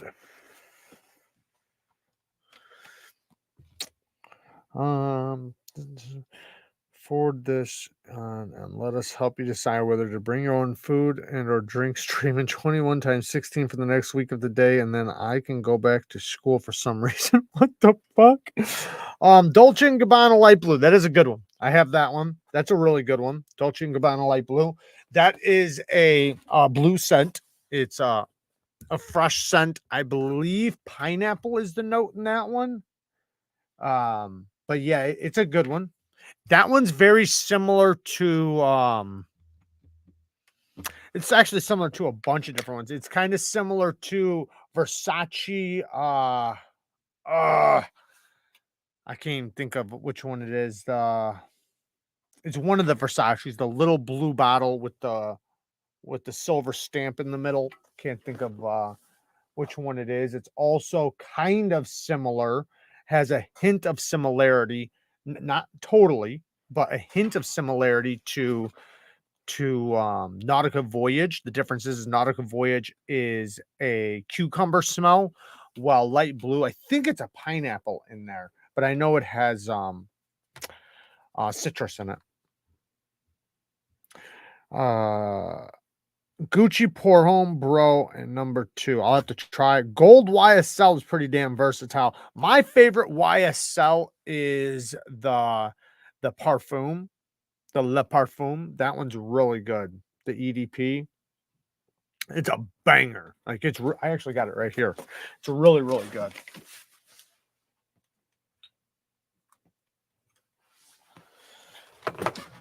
The Le Parfum. Really, really good. Like super good. This one's very, very versatile. Another blue fragrance that is not very expensive. Mercedes-Benz The Move. This stuff is so sweet and fresh. Like I could, yeah, it's a fragrance that's hard to beat.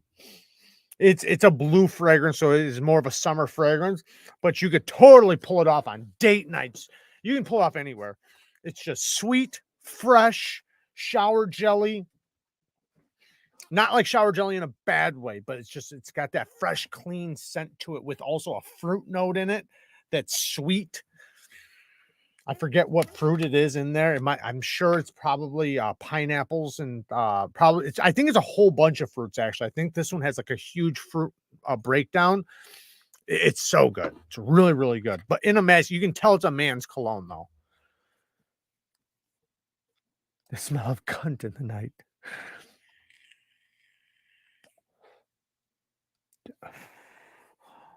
Ballistol is a lively scent. Dr. Squatch soap and shower items. Smells like toxic masculinity. That's what I like to smell like. When I hear those words, I know I'm doing something right. Those words just basically, you're like just basically saying my name when you say toxic masculinity, because that's me 100%. And I wear it proudly, very proudly. When I hear that, it says I'm doing something right. Hey, butthead. He said huge fruit. Okay. Shower gel, Jerry. Not shower gel like gel for your hair, but like just like soapy kind of, but not exactly. It's just like that type of smells. Like, you know how you pick up shower gels for, to clean your ass with. The men's style, tends that kind of fragrance tends to go in one way. Like blue colognes tend to go in that way too.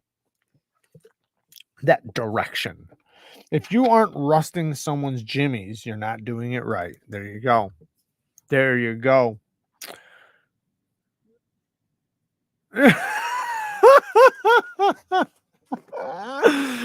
Breezy shooting shots. You guys are crazy. You know, I just got if you guys remember this, I actually do you guys remember, well, some of you guys don't remember this, some of you guys won't because you guys might not have been here last year, but last year around this time I went to get surgery because I was going to get an implant. And they drilled the hole and they wound up busting through to my nasal cavity. Well, then I went back and they put the implant in, and what wound up happening with that is the implant wound up falling out. They never got to put the tooth on because the implant fell out. So I had to wait for that to heal, and then now they don't want to go that direction anymore since we've had so many problems with it. So I wound up going in and getting a bone graft done on my jaw and 2 implants put in yesterday or the day before yesterday. I think maybe it was yesterday, actually. Oh, wait. Yeah, yesterday. So that's why my jaw's all swollen. So it's been a fun night, a fun day yesterday. My usual fragrance is 10-hour work day. Well, that's a lot of men's fragrance. That's why you're supposed to fucking take a shower and then also put on deodorants and fucking wash your ass and smell good. Nobody wants to smell a 10-hour hard-working man that also doesn't keep himself clean. Like, it's good you work 10 hours. It's good you sweat. It's good you act like a man. I mean, that's all I've done my whole life. But you also, you know, you got to do something about that, right? So, I mean, it's like a guy saying, like, yeah, I don't take showers, you know, like, to me, that's what I hear when I hear somebody that says they don't, you know, put on deodorant or, you know, put on whatever, you know, beard oils or shit like that. Like, take care of yourself. Like, you should be a hardworking man, but you should always take care of yourself on the other end too. Otherwise, you're just a stinky bastard, right?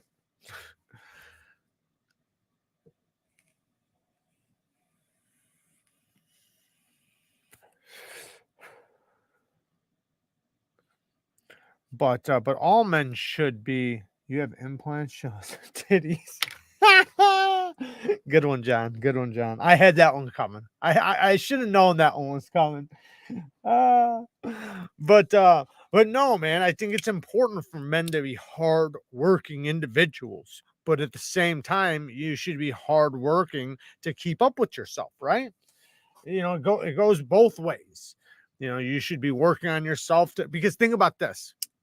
The guy on the job site, let's just picture a job site. Do you want the guy who's fit, ready for the job? Or do you want the guy who's not fit, ready for the job, right? Same goes for life and everything else in between. You know, how you take care of yourself is how you're going to be able to run other things. So that's why I say take care of yourself in every which way. And then also the ladies appreciate it too. Then you'll be more likely to be able to, you know, bag a lady and all that other good stuff. So there you go. Knife Sergeant says, take care of yourself, but don't get to the point where you spend as long as the bathroom as your significant other. Facts. Yeah, it should never get to that point. We're pretty simple, right? Men are pretty simple, but that's why I talk about this, because I think as men, we get too simple. I think we get a little too simple sometimes, you know, where it's like, you know, you just put hot water on yourself, bro. That's all you did.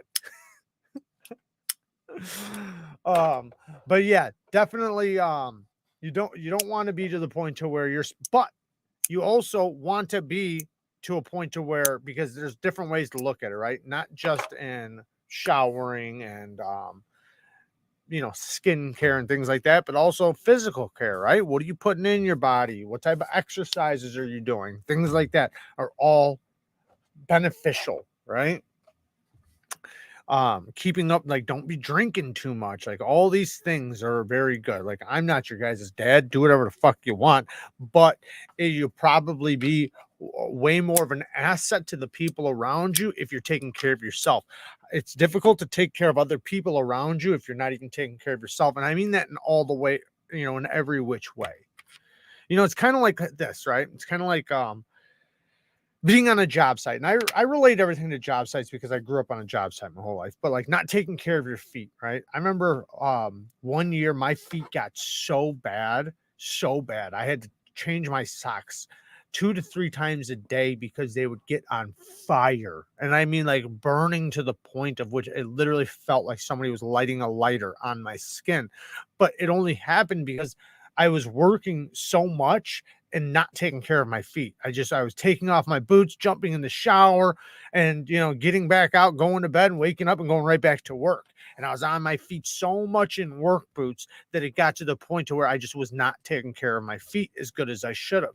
And it wound up backfiring to the point to where I was in pain. And it got me like to where I wasn't as good of an asset to my team as I would have been if my feet were fucking taken care of. Right. So, I like you can think of that with everything in life.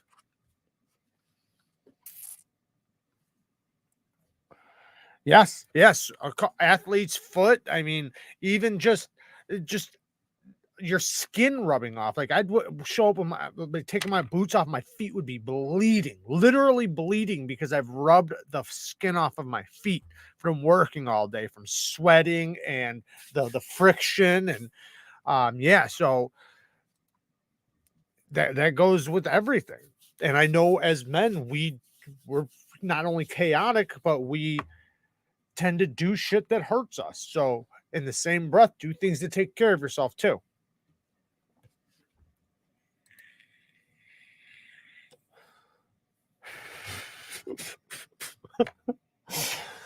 Yeah, that's another thing. Don't step on knives either. Try to stay away from that. That's definitely a good thing to step away from. Not on, away from. Um, but yeah, you want to try to be as strong as you can for the people around you, and whether it is financially but also healthy wise, right? If you have kids, you want to be able to run around and be able to teach your kids things. If you can't, then you're not an asset to your kids as much as you could be, right? Same thing with everything. Like, just think about that across the board. You want to be an asset. You want to be the strongest worker. And that comes with being healthy and being prepared in many different ways. So being able to, think about this, like if whether it's your girlfriend, friend, kid, whatever, if something happens, you want to have the ability to fucking pull them up a hill, right? Or be able to lay your life on the line if you have to, right? So you have a lot better chance of being able to do that if you're prepared and ready and fit and bright-eyed and and you guys know where I'm getting at. So I think that the more we look at life like that around us, especially as men, the more likely you're going to be able to do that when the time comes. And that comes with taking care of yourself, now, like not later, now, um, in every way, whether it's nutrition, whether it's exercise, whether it's, smelling good for the people around you. That's just a little thing, that's such a small thing, but it's also a huge thing because the people around you have to deal with you. And smelling good, with a men's fragrance or beard oils or whatever, it tells the people around you that you take care of yourself. Now you're more respected than a man who doesn't, right? It's not even just about what you can provide and what you can do. It's also about respecting yourself and taking care of yourself, because how can you expect other people to look at you as a respectable person if you don't even do it to yourself, right? That's helping you guys. And a lot of people forget that thought process of how people refer to them or look at them or deal with them.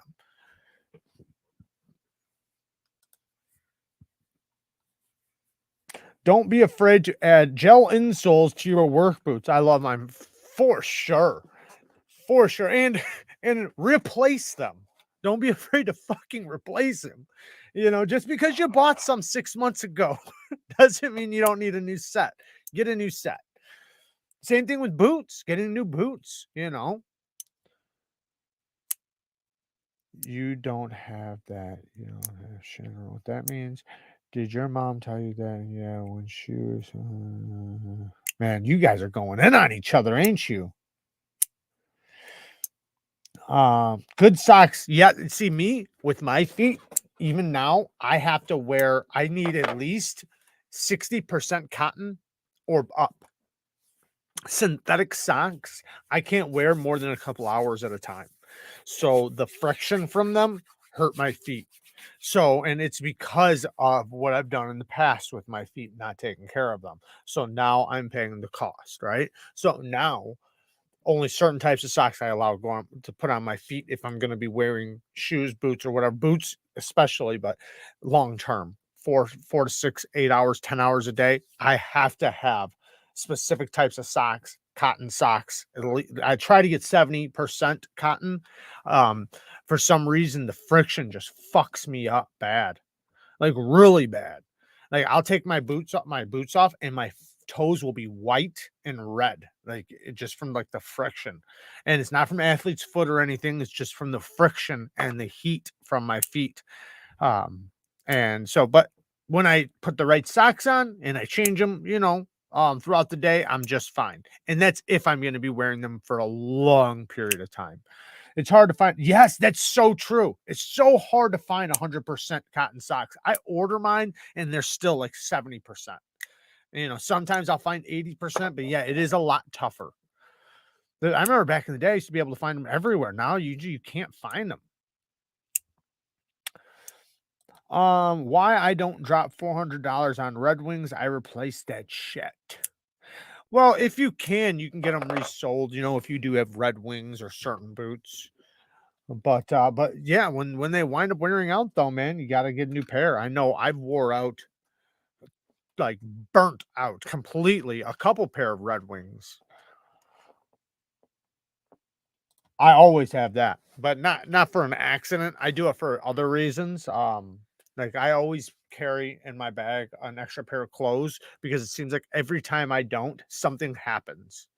Not like I shit myself, but like I'll get soaking wet or something will happen, right? Like where I'm working and I get all fucked up. So it's like you want an extra pair of clothes. And when you're wet and it's hot outside, like that can just mess you up. It's just nice just to be able to change your clothes really quick.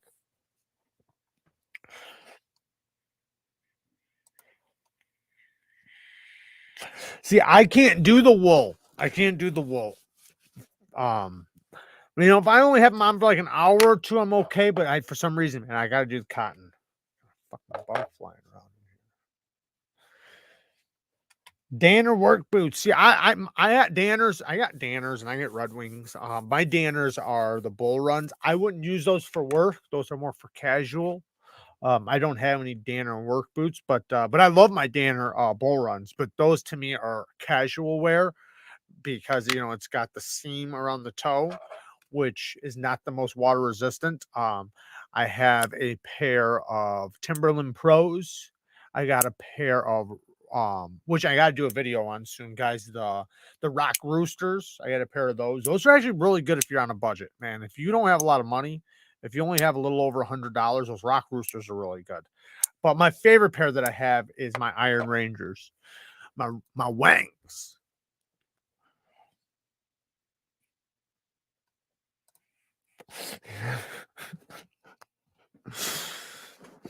All right, guys, what time is it? We got 8 more minutes. 8 more minutes. Had Danners when I did wildland firefighting. Those boots kill your feet if you don't wear them in immediately. I think with any work boots, any good work boots, like even Red Wings, I forget what it is. It's like 200 hours or something break-in time. There's so like Knicks too. Knicks like probably the most, probably the best boots you can get. USA made. They recommend like 200 hours break-in, so you're not supposed to just wear them. And I've done that, like literally bleeding coming home from work because I just wore them rather than bring your boots with you, your old boots, and break them in, like wear them around the house for a few hours, then you know, for a few days, couple hours a day, then bring them to work, wear them half the day, and then switch back to your old boots and continue to do that as you break them in, then eventually wear them all day. That good boots, that's how you're supposed to break them in, because they will fuck you up just wearing them outright. I never wear boots outside of work. I take the free ones I get. I bet you do. My first pair of wings actually came from my stepfather, who worked for the power plant, and he got Red Wings every 2 years, and he just let me get them because he already had, you know, Red Wings last so long. So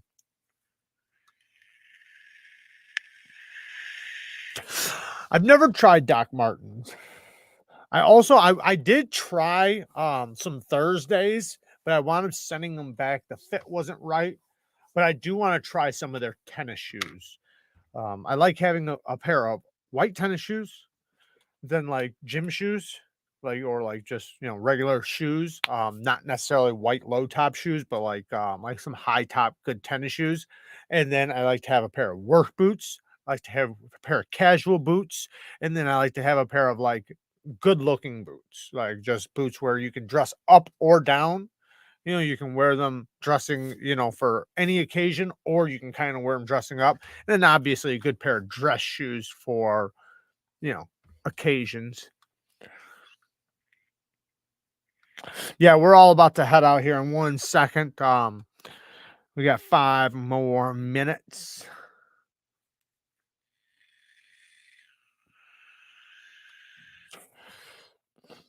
Ever wear Merlin? No, I haven't tried those either. I've not tried those. I'd like to. There's a bunch of companies I'd like to try. I do got those rock roosters I'm trying. I was supposed to already have a video out, but I had my injury, so I wasn't able to wear them. Now I've been wearing them, so but very comfortable boots. I got a video coming on those. They're actually better quality than you'd think for the price. You see the price and it kind of scares you, like, but they're actually a lot better than you'd think. I even seen what is that boot guy? He has a channel, Anvil, something Anvil. You guys probably know who he is, but he does boot tests and shoe tests and cuts them in half and does all these testings on them. He tested them and he even said like they're really good for the price. Something Anvil. I can't remember the name.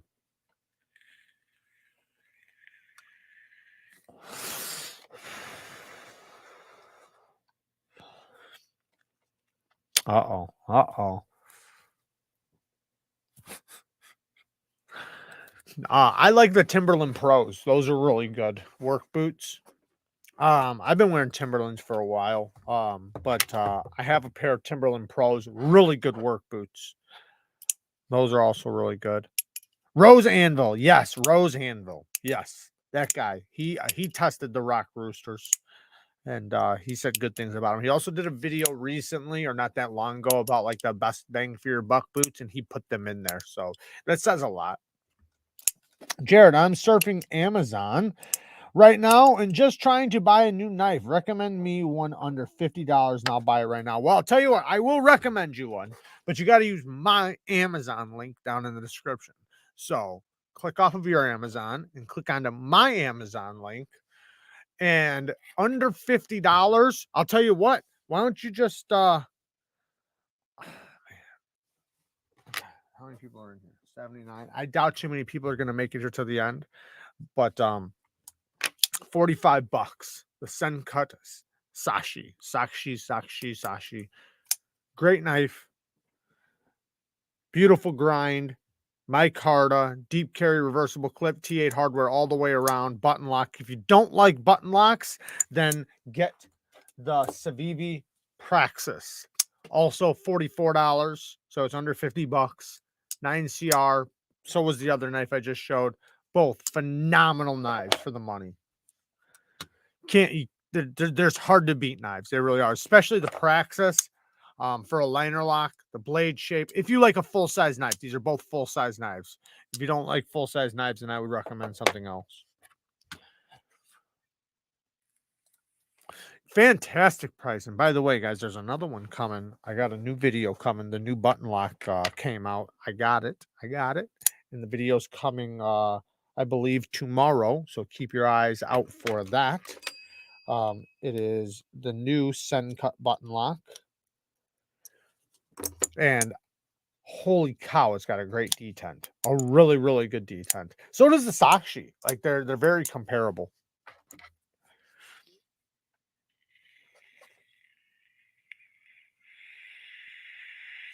I love those Tim Pros. I get a pair for free every year for my job. That's awesome, man. You guys getting all these free boots. That's awesome. They're great. Great boots. I've had mine for like a few years. And when I got them, I was doing construction. I was doing custom windows, like skyscraper windows, and they held up. They held up good. I only spent about a year there with those, but then I continued working at a factory. I was on my feet all day, and yeah, they're badass boots. They're comfortable. They're tough. Yeah, I mean, I burnt them up pretty good, but they're still holding up. Oh man, you got one of those MagnaCut Protect Mordaxes. Ooh. Can you get those like right now? I thought they were only at like the knife show or something. I didn't know. Are they for sale right now? Can you buy one outright, or do you have to? I thought they were like only available at like Blade Show or something. Am I wrong about that, Knife Sergeant? I think the Launch Series is awesome. They're USA made. I mean, I prefer manual knives. The one thing I disagree that I don't like is that they're mostly CPM 154, and I prefer 154 CM. Damn it, you got it at USN? Yeah. Man, I wish I was able to get one of those. But yeah, I'm not the hugest fan of CPM 154, but as long as you're keeping a nice toothy edge on, the CPM 154 is just fine. But yeah, great knives though. John coming in with the 2 bones. I bought a Kaiser Sheepdog XL. What a beast. That's a big knife. Oh, yeah. Good for you, John. That Sheepdog XL is no joke. That thing it's like a hatchet. It's big.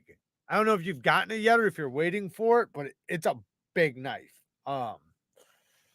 I don't even have a knife right here to compare. I guess the only thing I can really compare it to right now is like this. It's a big knife. If you haven't gotten it yet, just wait till you get it. It's a beast. But the geometry is amazing. That thing slices like you could use it in the kitchen. I mean, that thing slices like a champ. Oh, see? The Praxis, look how awesome it is. Michael Upchurch has his right now. It's a good knife. Solid work knife. Speaking of a knife that's a good tool, you can't go wrong with the Praxis. It is a fantastic tool. That's the beauty of it. It is 100% a cutting tool. All right, guys. Shout out to all the patron members. I love you guys. Thank you guys for all the support. Keep a lookout for the next giveaway. I am going to shout it out on some videos coming up before I actually send it out to you guys, because I want to promote it a little bit. We're trying to grow the Patreon as much as possible, and I don't promote it as much as I should. Shout out to the Bang Gang squad. Thank you guys for all the support. Not this weekend, but next weekend we have a Bang Gang live. Shout out to Stasa23. Definitely go and follow his channel. Awesome content over there. You guys better be following his channel. Hopefully, someone can hook up a link for his channel. He just posted a great video today. Oh man. What was it? Not EDC gadgets, but kind of like that. It was pretty good, which I have a video like that coming here very, very soon. So stay tuned on that. I'm going to put a lot of work into it, and it's going to be an awesome video. There is a link to Stasa 23's Knife Therapy. Thank you to everybody who donated tonight. I can't tell you guys how much the donations bless the channel. And for those of you that do watch the content, if you guys look down where like under the video where all those things are, you guys can scroll over and actually donate during a video. They do allow that now from YouTube. So if you guys ever want to donate during any videos, it does bless the channel, and I do appreciate it, guys. Thank you to everybody who uses my links. That's another thing that supports the channel. Everybody who hits the like button, everybody who comments on the channels, the comments in the comment section of the videos. And thank you guys for always watching the content, man. It's I'm able to do this because you guys do, and I appreciate all the support. I love you guys. Thank you guys for everything. Peace.